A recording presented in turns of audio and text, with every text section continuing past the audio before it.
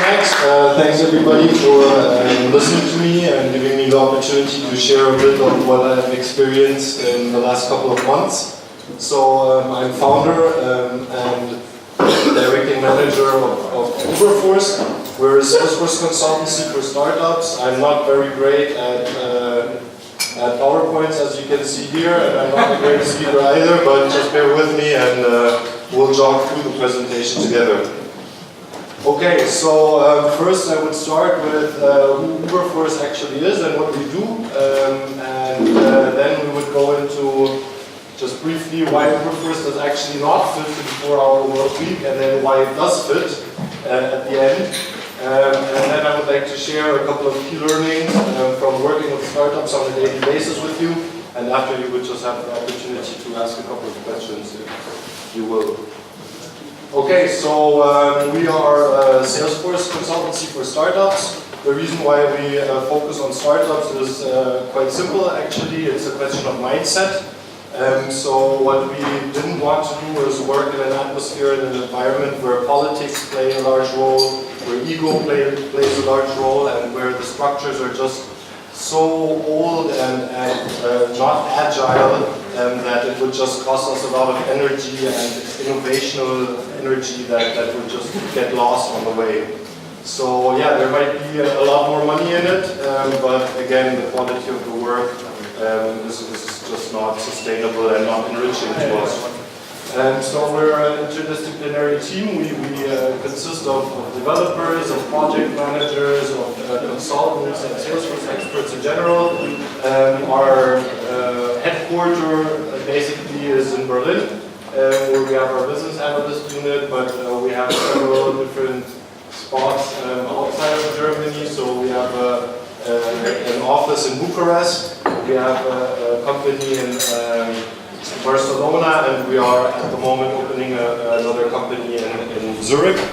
So yeah, quite a lot happening for the fact that we're existing for like 4.5 months now, and yeah, just a lot of different areas we have to put a lot of work in. So yeah, we're about 25 people now and counting. I did this morning, so there might have been somebody who actually started today who was not counted in. Okay, so why Uberforce does not really fit the 4-hour work week is, first of all, we're a consultancy, and I think the 4-hour work week thing works better for, let's say, e-commerce or just easy to handle business models where a lot can be automated, taking away the manual labor for the actual founder, who can then sip coladas on the beach the whole day or travel to Bahamas. And this is just not the case with consultancy businesses, because you always have to be there for your clients in case something goes wrong or they need help or support. In any case, you have to be there. And so yeah, 4-hour work week, I wish. I work practically this times 3 per day and on the weekend as well. So I really try to actually get to the 4-hour work week, but I don't think that will ever happen. So yeah, you know, press your thumbs for me that at some point I'll get back into a regular life and be able to enjoy at least 4 hours per day in private time.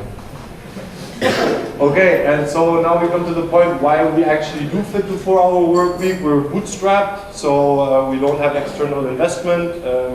How we did that is we started, before actually creating the company, we acquired a couple of projects from our internal network and actually started working on it already. So by the time that we were founded and operational, we already had a couple of invoices that we could cash in and thus grow our business on that.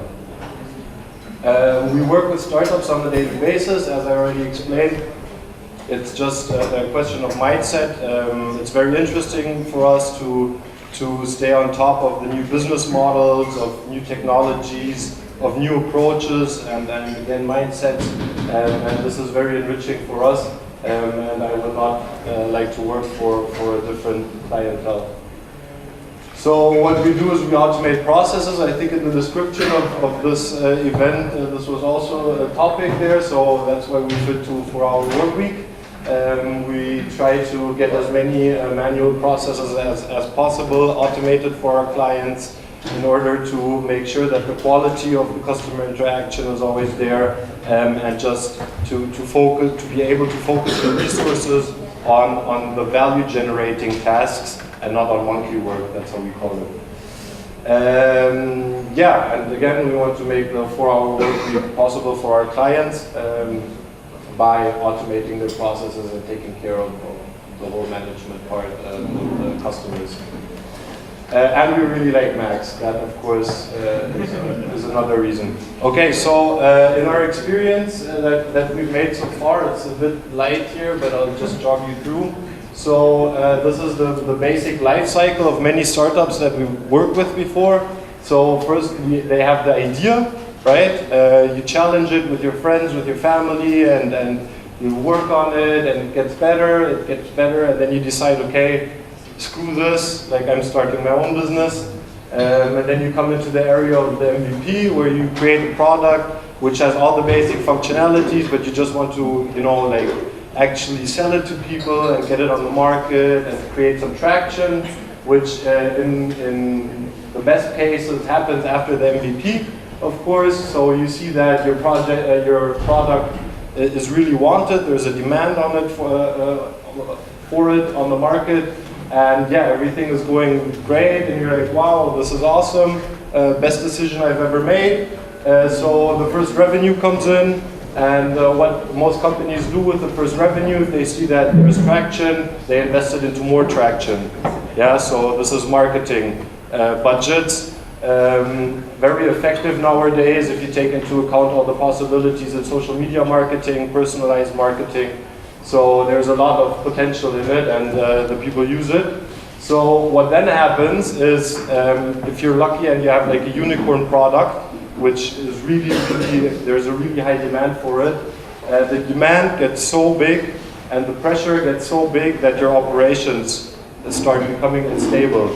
Yeah, so, and that's the problem, or the focus problem that you have. I'll get into that in the next slide. Is that first you focus on the idea, then on the MVP, then creating traction, but how to handle this traction is never a topic at the beginning. Yeah, and so what I always recommend is to look at CRMs at an early stage, not specifically Salesforce, which is probably very expensive for most startups, but still, like, to have it on the map, and to see that if the traction gets so big, you need to have a possibility to actually work off this demand. Yeah, so then the focus shifts away from the customer, because you're running or you're firefighting all the operational problems you have on a daily basis. The product focus is lost as well. So you're actually just in this area here, and in many cases, especially with all the reviews and the internet and everybody having access to it who's interested, let's say 50 unhappy customers can break down your business like this, and you will have to put a lot of energy and a lot of resources into it to get back to the status which you had before the operational breakdown. Okay, so our key learnings, they consist of actually two parts. The one part we got into a bit now is the operational stability. Why? Because the focus shifts from product and traction, or the focus that should be put on product and traction shifts away from it, because you have to firefight all the operational fires you have. The solution that I recommend is build or focus at an early stage to build up sustainable and scalable internal processes, and not just do that when it's too late, right? Look at tools that can help you deliver good quality by automating as much as possible. Yeah, that's the next part. Okay, as you see, I am not very good at the PowerPoint part. Always try to keep an overview, and that's probably not going to work if you have a company with 140 employees distributed over 4 countries, and you're still working with Excel and Google Docs, right? I mean, that's nice for the beginning, but at some point that's just not going to work anymore. You have 2 people who put in wrong numbers, and then you have to like, you know, get an army of Excel experts to look for the wrong number for the next week, and that costs money, costs resources, and quite frankly, like if I would know that my whole week consists of looking through Excels and finding a mistake, I would be quite frustrated to come to work actually. And also that is a question that should be taken into account here. Oh yeah, and this is probably the most important part. Always be aware that this crackdown, if the demand through, I don't know, some media presence or some happening actually blows up, the shit can hit the fan pretty tough, and you have a lot of problems that go with it. Even though you get the revenue and you get the checks, on the long run, it's going to be difficult to maintain the quality that you want to offer to your clients. Okay, and the other key learning is that no one can run a company by himself, especially if it's scalable and if it's a big company, or you're planning to build a big company. Why? Because it's just nearly impossible. So even Steve Jobs could not have created all these awesome products that he created if he would have just been himself. So my key focus at the moment in my company is to ensure an atmosphere for my team members where they can feel that they have the opportunity to grow within. Yeah, and we have several experiments that we actually launched right now. We'll get into them a bit later. Yeah, so the solution at the end of the day is only hire people who are smarter than yourself, which for me is not a difficult task, right? But still, if you want somebody to bring value to your company, then it's really important to have somebody with the skill set that has a wider range than your own, right? Otherwise, you don't have to pay somebody to do the job for you. If you actually find people who are smarter than yourself, don't tell them what to do, but just give them a direction where they should go. And the best approach there is to create a vision with all the team members in the enterprise, right? So you have to create a vision where the company should go, and everybody, since they contributed to this vision, feel accountable in reaching that vision at a later stage, right? So you don't tell them what you do, you just give them the tools to find the direction where they want to go, or where they should go. 2 minutes. Okay, crazy. Okay, so then I have to hurry up a bit. Invest into your people, meaning that I try to like really, you know, get a pretty smooth budget just for exchange. We have again companies spread around Europe, so I want all the people to actually have the chance to come to Berlin and meet everybody here, get to know each other, or to go to Spain where we have our development department and just exchange knowledge and just, you know, like build up a team dynamic, which is very important.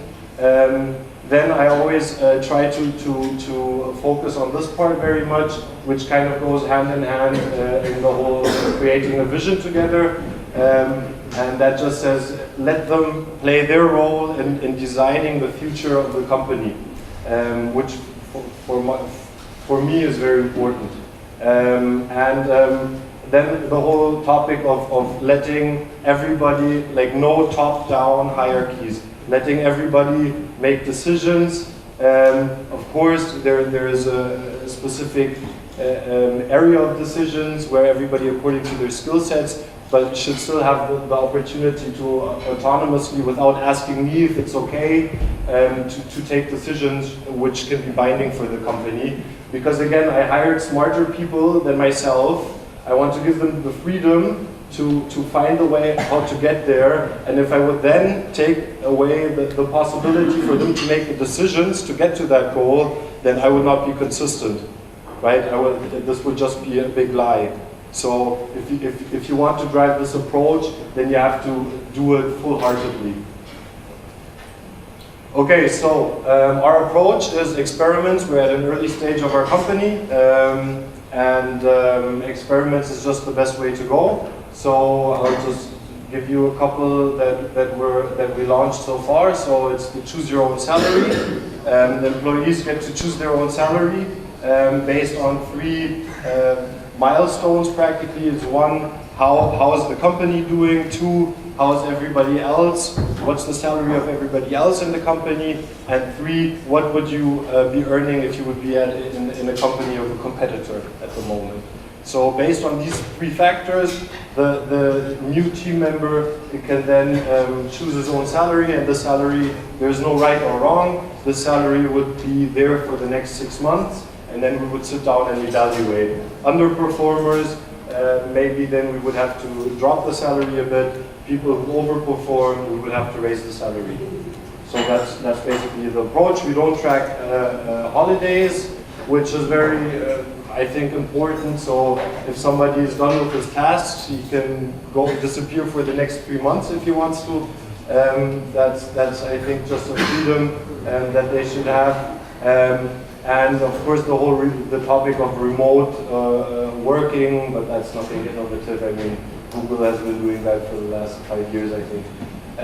We don't have closed meetings, so even if the management or the founders are talking about a subject, everybody can drop by, everybody can contribute. We try to keep everything as open as possible, so everybody feels that they belong to something greater. I'm nearly done.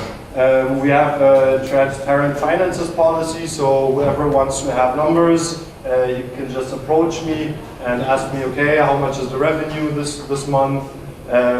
How much have we wasted on marketing, blah, whatever. You can just find out everything. And 1 hour per day is dedicated to personal growth, meaning that everybody should take at least 1 hour per day to learn something new, read a book that inspires them. We have a whole library of a selection of inspirational books where they can just choose one and sit down and have a read. So this is also very important to kind of find a balance between the whole, I have to do my job part, but also grow myself as a person and as a character. Yeah, so these are basically the experiments. I think they're working out pretty nice until now. Of course, and this is the nice thing about the startups, you launch an experiment, and you first of all, of course, have to see if it works or not. Is it used correctly? Is it abused? Is it not used at all? These factors make the decision at the end if we keep this up and running or if we have to reassess. Okay, so that's a really quick jog through the concept of our company. Thank you for listening and giving me the opportunity to tell you this.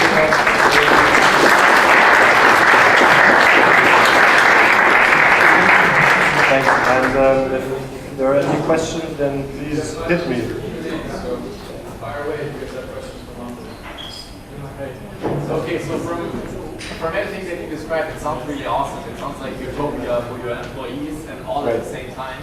So at the same time, it seems like you're growing pretty fast, opening new offices every week or whatever. So how do you make sure you're not heading towards that operational instability that you're seeing in so many of your startups? Well, because we use the right tools at an early stage and can grow scalably like this. It's always a question of the business model as well. But of course, for us, for me especially, it's hard to keep an overview of all the different dynamics of all the different places, who started when, to create like a consistent onboarding process. For example, the people who come to the company, I mean, they want to get the information that they want, and so yeah, these are challenges that we face every day. But I think with the experience and with the cases that come up, we get better every time, and at some point we'll be able to master all these challenges.